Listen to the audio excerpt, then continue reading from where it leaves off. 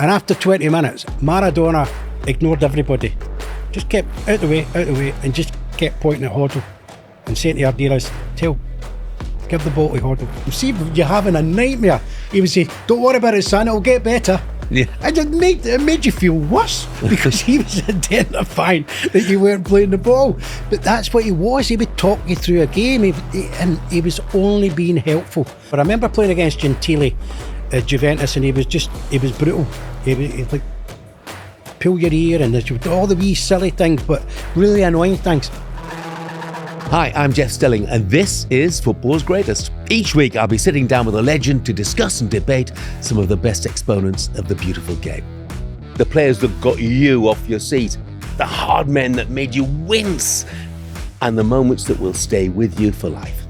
It promises to be a great summer for Scotland. Their side has qualified for the Euros in Germany. The question is, can they get out of their group? No Scottish team has ever got through the group stages in a major tournament. One man who knows that better than most is with me right now because he was part of the Scotland squad in 1986 who failed to get out of their group. Sorry to remind you of it, Charlie. In the World Cup, it is, of course, Charlie Nicholas. You got fond memories or disappointing memories? Tremendous memories of the World Cup. Jeff really did. I wasn't anticipating going. Jockstein, before we lost him in the Wales game, had stopped picking me for the national team because I joined Arsenal. He wanted me to join Liverpool. And kind of Sorry, so he stopped picking you because you joined Arsenal? Yeah. We had a discussion. Jock never really came and watched Arsenal. He would never come that far south. So he came to Anfield, and we always lost at Anfield, so we got beat at Anfield. And he had a word after with me saying, I chose the wrong club. And I thought, there's nothing I can do about that now. At that time, I actually thought I was playing okay. I thought I should still be in the squad. But it just said that I was having a bad time and didn't pick me. So I kind of was floating at that time, thinking it's not to be. Because in '82 World Cup, when he was a manager, I was quite young at Celtic, obviously, but then I broke my leg. So it kind of denied me the chance to even force my way into that World Cup. But in '86, then Fergie took over, temporary charge, and we went to Aston Villa away, and he came to the game. He was still Aberdeen manager, but he came to the game, and he spoke to me afterwards and said, I don't know why you've not been in the squad. I hear you're still playing well, because we don't see much of you in Scotland. Everybody thinks it's the opposite. I wasn't scoring goals. So eventually he put me in the squad, and then I made the World Cup. So that was a memory of the build-up to it, and then I got in the squad. Unfortunately, King Kenny, my hero, had a knee issue, so he didn't go. But tremendous 6 weeks. We met and had 6 weeks together. Absolutely stunning time.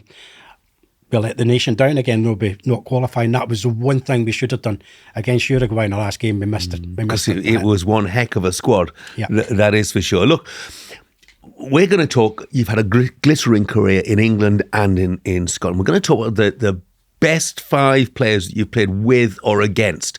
There's a slight proviso here. Right. Because we're going to leave out Kenny Dalglish, your hero, Yeah. and Graham Souness, because we talked about them in a previous episode. Yeah. So these are the 5 next best. And I was really surprised to see the first name on your list because he played for Spurs. And as an ex-Arsenal man, are you allowed to say Glenn Hoddle? I can say whoever I like, whether it's Arsenal, Spurs or whoever. I've been blessed to have played with some world-class players. I spoke about some of them earlier. I've played against many world-class players. Platini, Cruyff. He's there. Yeah. I thought What made him special? Oh, he's talent. He's all-round talent. Two-footed again. I go back to two-footed footballers. Rhythm, style. They used to say in those days, if you were over 6 foot tall, oh, what a nice touch he's got for a big fella. What a stupid comment I always thought that was.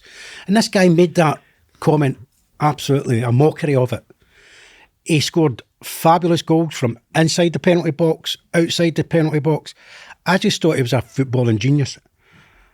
When I hear the modern day players, and I understand my old mate Paul Merson and lots of others saying Gascoigne was the best they ever seen, I thought Hoddle was the best English player I ever came across.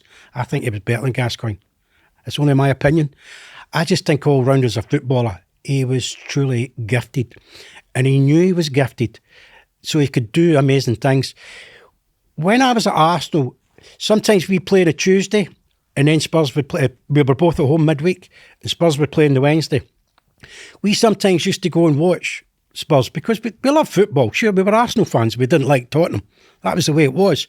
But we used to go and watch the opposition in the Wednesday night. So anyway, it was a testimonial for Ozzy Ardiles, and Maradona came over from Italy because he played in Argentinian World Cup with Ardiles.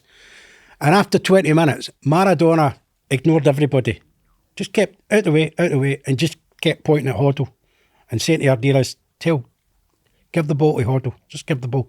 Because Maradona knew wherever he moved, Hoddle could find him. He was the best player in the world by a distance at that time, and Hoddle lit his night up. We were there, and Graham Ricks, my mate, and Kenny Sansom, we looked at each other going, wow, Maradona's telling everybody to give Hoddle the ball. It was extraordinary. I thought he was an absolutely magnificent footballer. Brilliant. You did yourself a favour with Arsenal fans, didn't you, anyway? Because you scored twice against Spurs on Boxing Day. Yes, so that was guaranteed. That was always my bailout. Yeah, that you were guaranteed to be loved by Arsenal fans thereafter. I think that was Boxing Day 1983. So let's add an Arsenal player to the list, shall we? A fullback who I often think of as being almost a forgotten brilliant player. Yeah, Kenny Sansom. His nickname was Shades from Tiswas, the little comedy show it used to be on a Saturday, because he was small. But in those days, everybody used to say, oh, the big centre forwards will drift off and they'll go against a little left back and they'll dominate him in there. Of course, but that can be said of any fullback, whether you're 6 foot or whether you're 5'6" or 7. It made no difference. But there's a difference in technical gifts that, for me, defending is a skill. There's an art to defending. Not so much now, but back in those days there was. And physically, Kenny wasn't really that aggressive. But he had tremendously quick feet. He used to stoop into challenge you and try and toe poke the ball off you. Because that meant if he could do that, he was actually gliding by you. So in a way, it was like a dribble. That's how he used to treat the opposition. But when you played against him in training, you could beat him. And within 3 seconds, he was back in front of you again. He just had this remarkable turning ability. He was so quick in the turn. Lovely left foot, great left foot. Didn't have a right foot at all, but lovely left. But loved bombing forward. So enthusiastic, training every day. Impressions of people, great fun to be with. But he was a stunning footballer. When I went to Arsenal, I didn't feel overawed by talent. There was some very talented players there, but when I look back at that time when I first arrived, Pat Jennings was there. And Pat Jennings was obviously a legend of a goalkeeper for catching it with one hand and the throw out. But I only did one season with Pat. For the period that I was at Arsenal and Kenny was there, most of them, I generally did feel that he was a world-class footballer. He felt that way every day when you'd play against him or play with him. And just a little maverick of an individual who was causing his own issues, a bit like myself, but at the same time, the desire. And I think when it proved when he went to England, I don't think England for that spell could have done without him. There was no replacement really for Kenny. So he kept 90-odd caps, I think it was. Only when I seen Ashley Cole after about 2 or 3 seasons did I think there was something who was finally replacing that type of player. And Kenny had so much ability, both defensively and attacking, but a great guy with it. I thought he was a world-class left-back in every way, shape and form. Yeah, I mean, I think when people talk about England fullbacks now, they'll talk about the Gary Nevilles and the Kyle Walkers and the Stuart Pearce, but they forget that Kenny Sansom won more caps than any of them, and I agree with you. I spent quite a lot of time with Kenny, and he's a lovely fella. He's had his demons, obviously, but a lovely fella.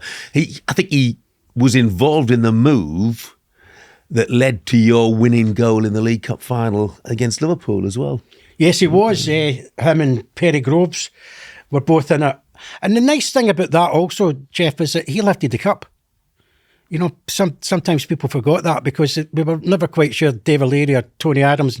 But when he managed to get his hands on it, I've never seen delight like it, you know, because like I'd won things at Celtic and people might say, well, you get that. And I was ever so thrilled to finally get my hands on a trophy at Arsenal.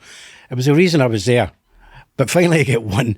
It made so much difference to me personally, but to him, the party afterwards, we could not get him to shut up. He was non-stop. It was a Prince Charles. It was Norman Wisdom. He was hours and hours and hours being Norman Wisdom. He was hilarious. But the winning mentality that he showed that day, after all his caps and lifting that trophy for him, I think we were all as pleased for him more than anybody else. I got a bit of the special treatment because obviously a very, very fortunate second goal, but because it was kind of known as my game, beating Rushy that scores for Liverpool, never loses. But for Kenny, I think we were all more thrilled for Kenny than anybody else that day. Well, you've just slipped in the third player on your list there as well, Ian Rush. Yeah. Chester to Liverpool to Juventus. That doesn't happen often, does it? Doesn't happen a great deal. When I first came in 83, myself, Glenn and Rushy, we were all signed up by Nike to wear the boots, and we were doing a little promotional day at Queen's Park Rangers. So we were doing all the promotion on how you kick the angle of your boot and all this type of stuff. And I was speaking to Rushy, and he was quite a shy guy, and he was saying that he found it hard to settle in to Liverpool, and he found it pretty over the top, the wind-ups from Kenny and Hansen and all them. He said it didn't always go down that well with them. But as a team, they were just like so together. But then when you start to watch Ian Rush about his movement, and people say, now the pressing game, and people say the players in those days could never play.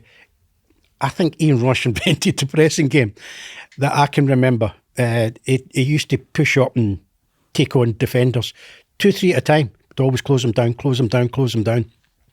So he'd done all that graft, knowing fine well that the Douglases or Souness's or other Ronnie Whelans would get a pass. He was ready and alert because he was always high up the pitch to get on or in behind defenders. He was a very cunning and clever mover as well as a footballer. Great one-on-one finisher. Bobby Lennox was the best I'd ever seen going through and go with a goalkeeper. Never missed or never went into miss. When you see a lot of players, Jeff, going in situations, they hope to score. Ian Rush never hoped to score. Ian Rush was going to score. When he went one-on-one with people, it could have went in any different angle, under the keeper, through his legs, over the keeper. One-on-one finisher was the best I've ever seen. And I know he got great credibility because he's goal-scoring record for Liverpool, especially Liverpool. But I think sometimes you have to make that run to let Kenny see that pass. And that's a skill. That is a skill. They don't always get the praise enough for it. But I thought he was as good a finisher as I've ever came across. Yeah, I was looking at some of the strikers that you played with, and they were actually, most of them were nothing like Ian Rush. There was a big Nile, wasn't there? And, yeah. Paul Mariner, Tony Woodcock, Frank McGarvey. Who was the best of them? I think talent-wise, my best partner personally was Frank McGarvey when I was a kid, and Frank's movement was a bit like Rush's. He didn't have the clinical finishing or the technical gifts of Ian Rush, but his movement was so good that everywhere he moved, I just would retake his space, which meant I used to get it into feet, but that would give me 2 seconds to either turn or have enough space to do what I wanted to do. His movement was fantastic for me. We kind of stood that. But we didn't speak about it as a partnership. It just happened. So I think when you get other people like that, but when I went to Arsenal, I struggled a bit because of the style of play. But Tony Woodcock was probably my best gifted partner. Great finisher, great pace, lovely fella also, got on really well with him. But Galehouse was good at Aberdeen. McGarvey was very good for me at Celtic, but Woodcock was probably the pick out of the all-round talent. Now, thanks for watching Football's Greatest on YouTube. But can I ask you please to hit that subscribe button? That way you won't miss any of our future episodes, and we have some great guests coming up on the show. 2 to go, Charlie, and the next is a fella who was a friend to both you and I, and we lost him far too soon. Of course, a brilliant player. What a gentleman as well. It's Ray Wilkins. Yeah. He was, I remember seeing Ray when he was young at Chelsea. I think he was captain very young also, wasn't he? Yeah. So it showed an authority within him. But we went to Chelsea. They came up into the old First Division. And their pitch, start of the season, first game of the season at Stamford Bridge, and it was just covered in hay. There was no grass on it. We were into about December, and sometimes you got a little break just after January. But Mickey Droy was this big physical presence at Chelsea, and he was a big statement maker. The fans loved him. And he was having a testimonial, so we played in the testimonial, I played in the testimonial, and I had a bit of time with Ray for a couple of drinks after the match.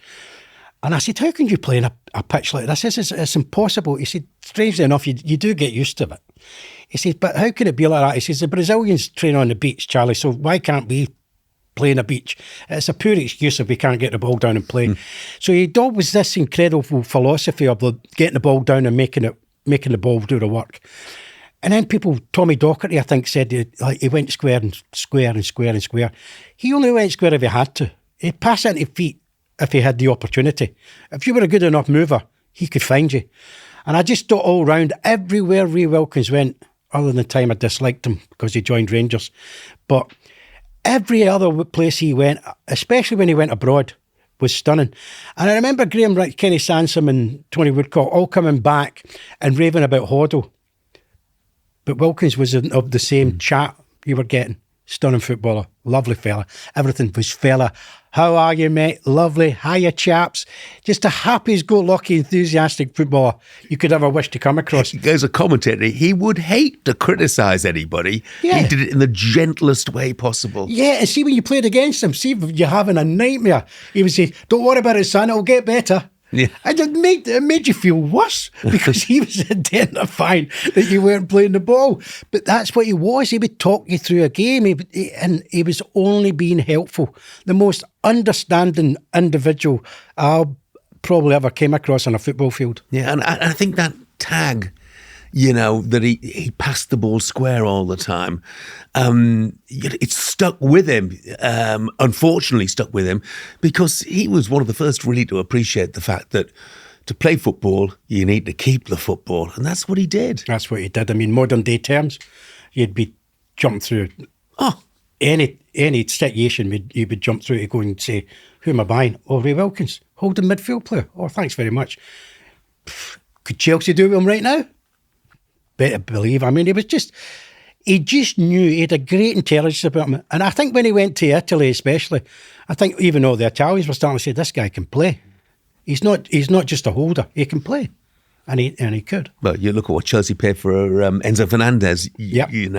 Yeah, and it's not a bad CV, Ray Wilkins, is it? Chelsea, Manchester United, Milan, PSG, Rangers, and of course England as well. Yeah. Underappreciated, I think, Charlie. Definitely, but a much-loved guy. I mean, I've never heard any other footballer ever have a bad word to say about Ray Wilkins. Now, we asked for 5 of the greatest players that you'd ever played with or against, and people might have been able to pick out, Ray Wilkins or Glenn Hoddle, Ian Rush, maybe Kenny Sansom as well. But I don't think many people would pick out your 5th selection. Tell me about him. Well, it's Kevin Ratcliffe, and I always had a great understanding of the game that you would appreciate and hold your hands up when someone you were playing against, especially a one-on-one situation, you found it troublesome. It was a real challenge. You would have a good day, but you would have some awkward days. And I played against a lot of guys who were very physical towards me in terms of the tackle from behind was allowed then, so I used to get kind of kicked quite a lot and had to accept it. And I just got on with it, so-called hard men, the Graham Roberts and all these type of players. They were tough, but I played against so many top players that really didn't put me off. It was playing against somebody who was a bit different. Sansom was kind of on that category, but he was a very, very smooth footballer from the back. And then you would look at different other players that you could have a go at, smaller players who might be quick, but could be a bit rash in the challenge or poor with the ball. And you think, I could maybe get a chance off him. Ratcliffe when Everton was struggling, I think it was 84. We beat them at Highbury 1-0, I scored a penalty. And I think Howard Kendall was on the edge of being sacked. I think they went to Oxford the following week and won in the Cup, who I think had put us out in that Cup. And the turnaround starting to happen. And then we went to Goodison at the end of that season, and I played against him. And I bounced off him. He was stronger, he was quicker. There was an authority about him. But there was a real toughness about him, that he would hit you, but not just for the sake of kicking you. There had to be a process in it. And I think it's no surprise when I look back and people like Peter Reid and Graham Sharp and Neville Southall, Gary Stevens-Trevor, all these type of guys at Everton, quite rightly, are applauded. I thought he was the unsung hero of this team. I thought he had an authority, a real aggression about him, and he could play. He had a left foot that he could clip it long into Sharpie especially. And he was pretty assured, but he was also quick. He was quite a dynamic guy, you know what I mean? I'm pretty sure that when Peter Reid played with him, he must have thought, I don't need to protect him. Probably need to protect the others, but not so much him. And it probably will surprise people, but I think there's always someone that I remember. I remember playing against Gentili at Juventus, and he was brutal. He was like, pull your ear, and there's all the wee silly things, but really annoying things.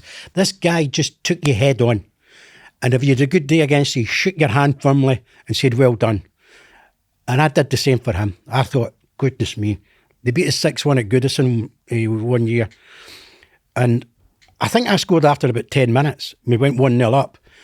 And after that, I could not get a breath. He just bullied me. And I don't mean that and just kicking me. He just overran me. He just seen me off. And I think if people are surprised, they just need to look at his honours list, because they won the 1984 FA Cup final, they won 2 league titles, and they also won the European Cup Winners' Cup. And in that run in the European Cup Winners' Cup, I noticed that they didn't concede a single goal until they got to the semi-final against Bayern. I mean, they beat Bayern. Yep. That was the first goal they'd conceded, which tells you a lot about their defensive qualities. I mean, they had a bit of a threat at the other end. He was called Andy Gray, who we both know as well, who I think scored in the semi-final and the final. Well, I got to know Sharpie, Graham Sharp, a bit, and obviously I knew Andy well from our Sky days together. And obviously when they were at Everton, they were saying, oh God, because the times were good then, Jeff, because in proper old-fashioned football terms, it was win or lose, you said hello and well done to the enemy or the opposition, whatever it may have been in your head that day. So you would have a glass of wine or something with them after the game. And that was just the way it was. Sportsmanship, old-fashioned sportsmanship, I suppose. But I remember speaking to the lads, because they'd be in the Scotland squad with me, and they would say, Captain definitely said, don't like playing against him in training. And I could see why, because he would take everything on, you know. I just looked at him and the balance and who I played against and who I really respected. And there was some players who were problematic and gave me a hard time. And, you know, Sansom was quality. Lawrenson was quality. The two of them were really, really good individuals. But they were footballing, thinking centre-backs. I think Ratcliffe, he had the both. He had the both end of the scale, but also that quickness that he had. It was hard to really turn and take him on. And if you did, you didn't want to see him again, but he could get back. That was the other problem with him. So he was a real problem for me. So he didn't kick you. I've got to ask you, who did? Who domestically, who were the guys who would kick lumps out of you? Predominantly... And the London derbies, Graham Roberts was forever giving me a good kicking. It wasn't just you. No, that was the good news. It wasn't personalised. No, I think more or less because the old-fashioned, the kick from behind was allowed in those days. So anything went, really, then. You know, I mean, they were all big, aggressive players, really, back then. One of the ones who recently lost, a great friend of ours and all, was Big Gordon McQueen. Yes. Big Gordon was, for a big physical guy, was another one who didn't really come aggressively and kick you. You know, he liked to do his own thing. One of the hardest I came across and all was Colin Todd. Colin Todd, I was tempted. I didn't play against him too often, but he was like Ratcliffe. That's how I picked him. I played against Colin Todd when he played for Nottingham Forest, and who was it? I think Larry Lloyd, got sent off, or one of the defenders got sent off, and he accused me of cheating. And I thought, the referee's decision on it. How did I cheat? I mean, you're allowed to kick. Well, when I mentioned the kick from behind, I got it. Every 10 seconds, he was there. And he was a real good footballer. He was tough. He was very, very tough also, but I think I had to go for the Everton defender. Just a final thought, Charlie, because we're asking about, the best players that you've played with or against. If you were playing now, who do you most like to play with? Is there a player that stands out as someone you'd love to play in the same team with? Oh, there's probably lots. I mean, I'm a great believer in the modern day way because I think they get so much protection now. Yeah, I look at different players, and if I'm looking at someone that I want to play with and link with, I would probably look at the current situation would be Bernardo Silva at Manchester City. I just think, again, this thing that people always think, physical presence and height and all that stuff, it's all nonsense if you're good with the ball and you see things and you're creative. He can do the hard work, but can also do the really clever work. I think when I see him with the ball, he looks as if he can find a pass at any given time. And I think when I could see players like that, I would be really attracted to try and get some sort of a coordination going with him so you could get some movement into your play. I just love the style of this little guy. I mean, we've had the David Silvers at Manchester City, we've had De Bruyne, some great footballers. But I just look at his style of play. It's so kind of Iniesta type that I love those type of footballers. They're really stand-out footballers for me. They just make me smile. When I talk about them and I see them in a smile because they make footballers look at the game as if this is pretty easy, isn't it? And you think it ain't easy. It ain't even easy now. But I just love watching somebody like him. I think he's an absolute superstar. And we've reached the end of Football's Greatest. My thanks to Charlie Nicholas for joining us today. Next time on Football's Greatest. And I'm looking behind me like that, and these two are jumping up, nearly heading at the ceiling. Come on! And I'm going, ooh, like that. And I'm going into battle, because that's what it was, England, Scotland. And I'm looking at Terry and Matters jumping up there, and I'm going, whoa, let's go. Remember to subscribe to the show on YouTube and follow us on your favourite podcast platform. Thanks for joining us. Football's Greatest is a Folding Pocket production with BBC Studios.